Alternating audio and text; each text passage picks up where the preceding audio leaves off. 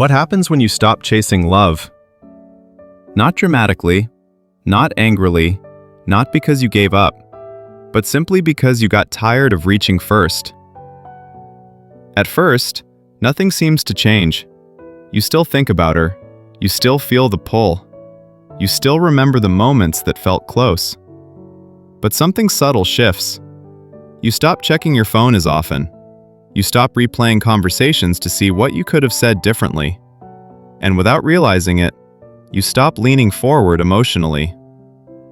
That's when the real change begins. Because chasing love isn't just an action, it's a signal. It quietly tells the other person that your emotional state depends on their response. And when that signal disappears, the dynamic changes. Not instantly, but unmistakably. When you're chasing love, your presence feels predictable. You're always there, always available, always responsive. That consistency feels comforting, but it removes tension, and tension is what creates movement.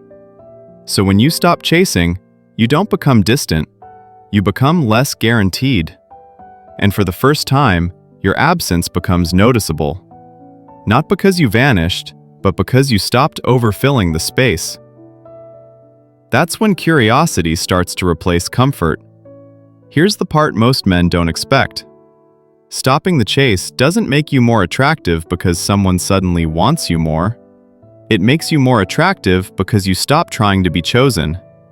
And when you're no longer trying to prove your value stops being negotiable. You're no longer positioning yourself as an option waiting for approval. You're simply present, without pressure. And that changes how people experience you. At first, it feels uncomfortable, because when you stop chasing, you also stop controlling the outcome. You don't know if they'll step closer or drift further away. And that uncertainty is exactly what reveals the truth. If someone only stayed close when you were reaching first, they weren't responding to connection. They were responding to effort. But when effort disappears and interest remains, that's attraction.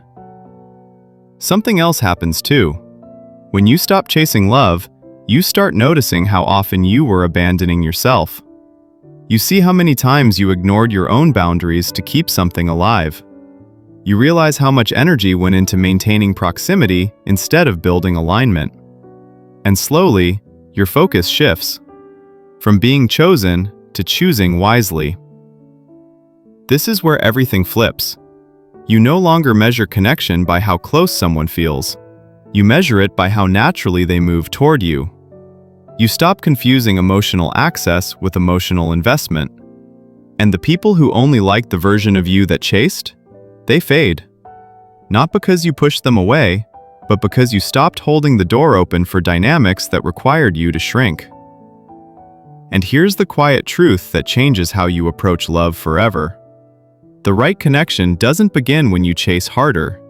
It begins when you stop chasing and allow space to do its job. Space doesn't create distance, it reveals direction. Some people step closer, some don't. But either way, you finally see the difference. And once you experience that clarity, you don't go back. Because love that only exists when you chase it was never love moving toward you. It was love standing still while you did all the work.